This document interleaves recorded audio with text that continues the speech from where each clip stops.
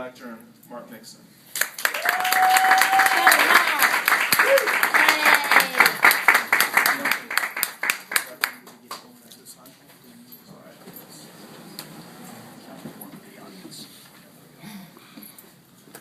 Thank you, Mr. Toastmaster, my fellow Toastmasters, and honored guests. I titled this speech, "The Ideas of My Life," because everyone lives by a philosophy, a set of ideas and code of values which guide your actions in life.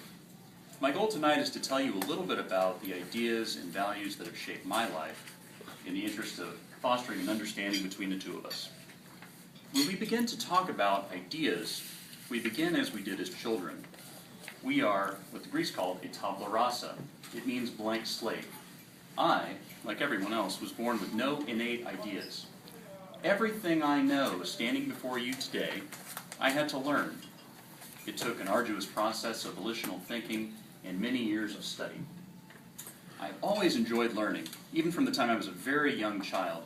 So much so I can remember my mother having to go out on the porch and call for me every day just so I could come in and have my meals. She would say, "Mark, it's time to come eat, come on in." I would run home, gobble down my food as quickly as possible, and then run back out into the world I loved. When I went to school, I excelled marvelously. My parents were very pleased. I brought home straight A+ and perfect E's on behavior. However, I did have one Achilles heel. It was my penmanship, which unfortunately was a big fat U for unsatisfactory. So nowadays I just joke with people that I'm a doctor and everyone has a good laugh and we move on. But in all seriousness, putting aside what you pick up from the world around you and what you learn in school, another critical place we obtain our ideas is in the culture around us, in our values, and from our family.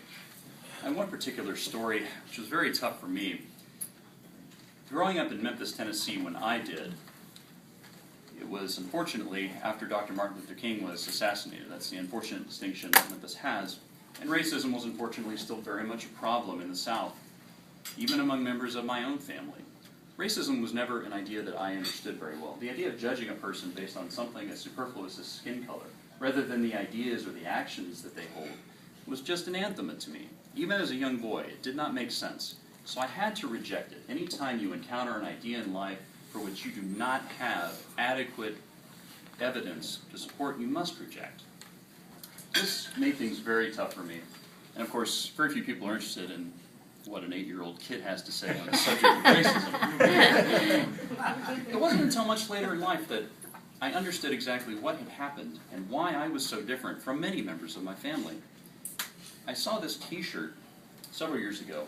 It depicts a black child and a white child. They're hugging, and the caption below reads, "No one is born a racist." I think that speaks volumes. I wasn't born a racist. Neither were my relatives who had racial prejudice. They picked it up from the culture around them, and they did so because they did not think critically about the ideas around them. They didn't think independently. I chose to, and I chose to reject those ideas. I'm very glad that I did. Another issue which I, again, had a bit of trouble with, was in the idea of religion, talking about God. It was something that my grandparents were especially interested in. They were both Southern Baptists, and they wanted me to be much the same. However, I had lots of questions. I'll never forget the day I was home watching CNN, the precocious child that I was, and I was observing some fighting in the Middle East. I didn't know at the time, but it was between Jews and Palestinians, and I asked my mom, "What's going on? Why is there fighting here?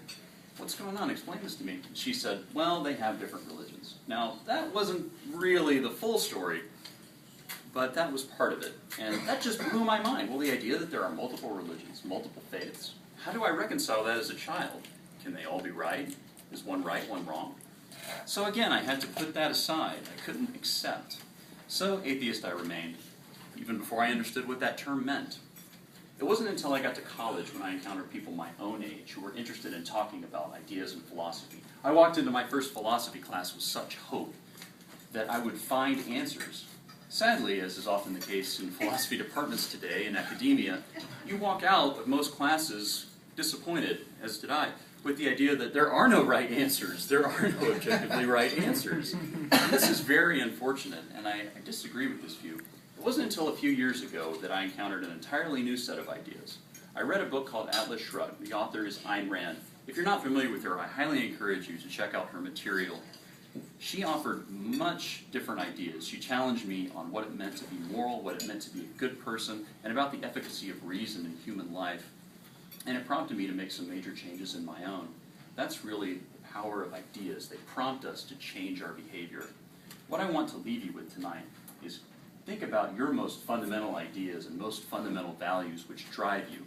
Think very hard and critically. How did you get those ideas? Because ultimately, it is ideas which shape the nature of our lives, will shape the direction of a nation, and ultimately the course of the human race. Mr. Toastmaster?